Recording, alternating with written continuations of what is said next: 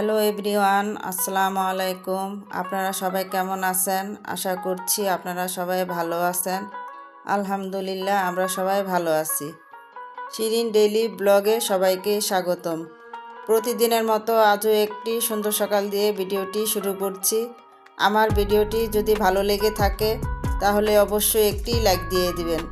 আর আপনার একটি লাইকই কিন্তু পারে আমার ভিডিওটি অনেকের মাঝে পৌঁছে দিতে। যাই হোক, সকালবেলা রান্নাঘরে চলে আসছি। আর রান্নাঘরে আসার আগে ঘুম থেকে উঠেই প্রতিদিন আমি যে কাজটা করে থাকি, ঘরের জানলাগুলো খুলে পর্দাগুলো সরিয়ে দেই। তো এখন যেহেতু শীতটাও কমে গেছে, এর জন্য আরও এই কাজটা আমি সবার আগেই করি। যাই হোক, এখন সকালে নাস্তাটা বানিয়ে নিব। আর সকালে কি নাস্তা বানাবো এটা আসলে অনেকটাই টেনশন হয়। তো এই টেনশনটা কমানোর জন্যই আমি রাত্রে রুটি বানিয়ে ফ্রিজে রেখে দিয়েছিলাম, আর আলু ভাজিটা কুটে ফ্রিজে রেখে দিয়েছিলাম। তো রাত্রে খাবার পর তো থালা বাটিগুলা হয়েছিল, তো এগুলো আমি রাত্রে ধুয়ে রেখেছি। তো রাত্রে বেশ কিছু কাজ যদি আমরা গুছিয়ে রাখি তাই হয় কি আমাদের জন্য আসলে ভালো হয়। রাত্রে রান্নাঘরটা সুন্দর করে গুছিয়ে পরিষ্কার পরিচ্ছন্ন করে রেখে দিয়েছি। তো সকালবেলা যখন রান্নাঘরে আসি আসলে মন প্রাণটাও খুব ভালো থাকে আর কাজ করতে খুব ভালো লাগে। যাই হোক, এরই মধ্যে আমি রুটিটা আর আলু ভাজিটা করে নিয়েছি। তো সবাই একসাথে বসে খেয়ে নিব। তো সকালবেলাটা যেহেতু আমার খুব ব্যস্ততায় দিনটা যায়, তো রাত্রে এর জন্য আমি অনেকটা কাজই গুছিয়ে রাখি। যাই হোক, এরই মধ্যে সবাই একসাথে বসে নাস্তা করে নিয়েছি। সাহেব অফিসে চলে গেছে আর ছেলেকেও ভার্সিটিতে বিদায় দিয়ে এখন আমি ছেলের রুমে চলে আসছি ছেলের বেডটা গুছিয়ে নিব। আর বেড গুছানো হয়ে গেলে আমার কাছে মনে হয় ঘরের বেশিরভাগ কাজটাই হয়ে যায়। যাই হোক, বেড গোছাতেও আমার কাছে খুব ভালো লাগে। আর বেডের মধ্যে যখন নাকি আমি বালিশগুলো রাখি, বেড কুশনগুলো রাখি, আমার কাছে খুব ভালো লাগে। আর বেডের উপরে যদি বেশি করে কুশনগুলো রাখি তাহলে আসলে দেখতেও ভালো লাগে। যাই হোক, এরই মধ্যে আমার ছেলের বেডটা ভালো করে গুছিয়ে রেখে তো এখন আমি চলে আসছি ডাইনিং রুমে। তো ডাইনিংটা অনেক দিন যাবৎ ভাবতেছি একটু সুন্দর করে গুছিয়ে নেব, তো সময় সুযোগের মধ্যে হয়ে ওঠে না। যাই হোক, এরই মধ্যে আমি ডাইনিংটা সুন্দর করে একটু অর্গানাইজ করব। আসলে হয় কি, একই জিনিস অনেক দিন রাখলে আসলে দেখতে ভালো লাগে না। তো মাঝে মধ্যে একটু একই জিনিস একটু এদিক ওদিক করে রাখলে না দেখতে ভালো লাগে। তো তার জন্য আমি মানি প্ল্যান্ট গাছটা আজকে রেখে দিলাম। তো আগে যে গাছটা ছিল ওইটাও আমি রাখবো। তো তার জন্য আমি আগে এই গাছগুলো সুন্দর করে পরিষ্কার করে একটু ধুয়ে দিয়েছি, যাতে গাছের মধ্যে হালকা ময়লা পড়েছে। তো আমি আগে রানারটা উঠিয়ে নিয়েছি আর এখন আমি এই রানারটা নতুন করে বিছিয়ে দিয়েছি। ডাইনিংয়ের উপর এরকম ছোট ছোট শোপিস দিয়ে ডাইনিংটা সাজিয়ে নিয়েছি। আসলে দেখতে অনেক ভালো লাগছে। আসলে হয়েছে কি, একই জিনিস যদি অনেক দিন থাকে নিজের কাছে দেখতে ভালো লাগে না। আর নতুন করে একটু সাজিয়ে নিলে কি হয়, একটু নতুনত্ব আসে। যাই হোক, এরই মধ্যে কিন্তু আমি টেবিলের চেয়ারগুলো মুছে নিয়েছি, ওগুলো আর দেখাইনি, অফ ক্যামেরা করে নিয়েছি। এখন আমি ঘরটাকে ঝাড়ু দিয়ে নেব। তো ভিডিওর এই পর্যায়ে এসে বরাবরের মতো আজকেও আমি আপনাদের রিকোয়েস্ট করব, যারা এখনও আমার ভিডিওতে একটি লাইক দেননি প্লিজ একটি লাইক দিয়ে দিবেন। আর ভিডিও রিলেটেড একটি হেলদি কমেন্টস করে দিবেন তখনই যখন আমার ভিডিওটি আপনাদের কাছে ভালো লাগবে।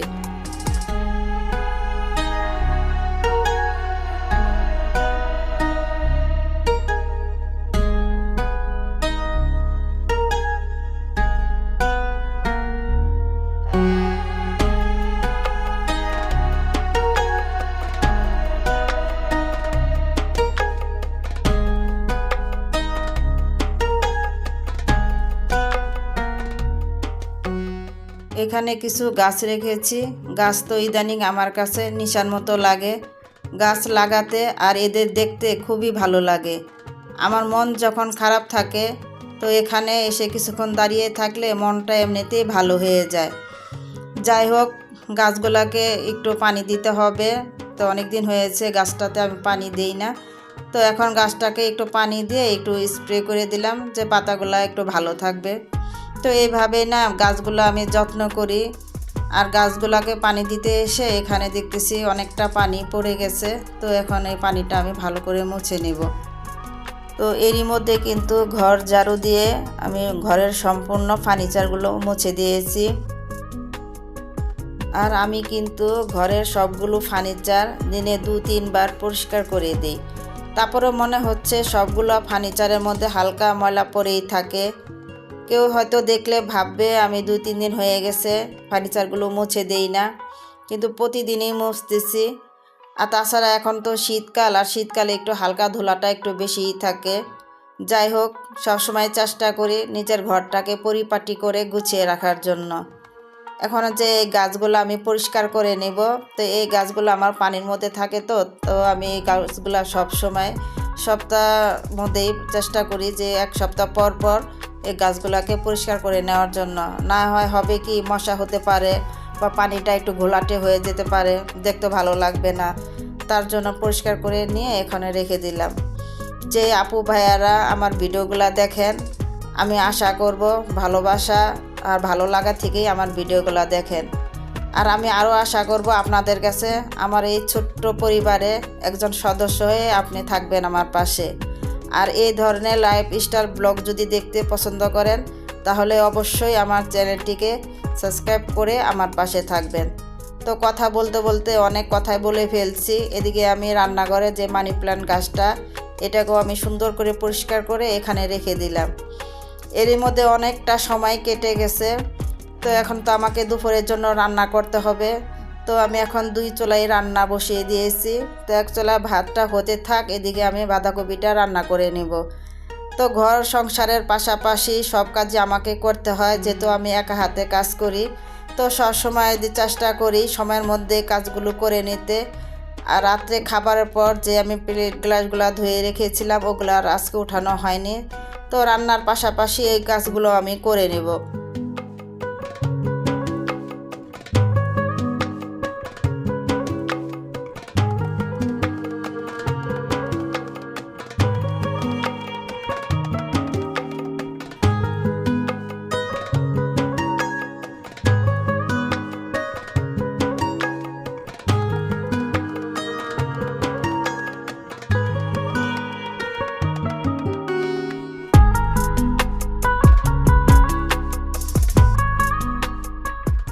তো আমি যেহেতু লাইফস্টাইল ব্লগ বানাই, তো আমি চেষ্টা করেছি আমার লাইফস্টাইল ব্লগটাই আপনাদের মাঝে তুলে ধরতে।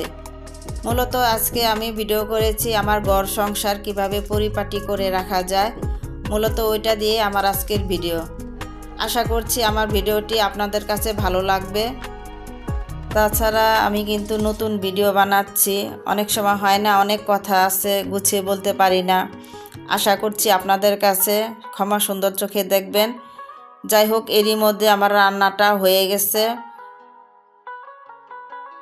তো এরই মধ্যে কিন্তু লাঞ্চ টাইমটা হয়ে গেছে। তো আমি এখন ছেলেকে ডাইনিংয়ে খাবারটা দিয়ে দিব। তো ছেলে একা একা আজকে খেয়ে নেবে। আর আমার যেহেতু আজকে একটু দেরি হয়েছে, তো ভাবতেছি একটু ছাদে যাব। ছাদে আমার কিছু গাছ আছে, তো ওগুলো একটু পরিষ্কার করে দিয়ে আসব। তো দিয়ে এসে পরে গোসল করে নামাজ পড়ে আমিও খেয়ে নেব। তো ছেলেকে যেহেতু দিয়ে দিয়েছি, ছেলের মতো খেতে থাক, তো আমি আমার কাজটা করে আসি।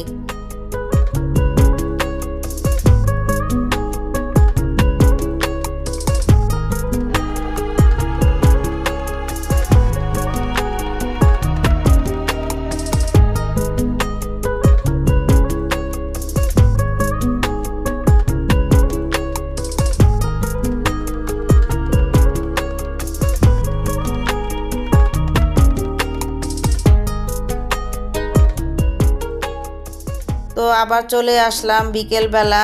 তো এর মধ্যে আর কোনো কিছু ভিডিও করিনি।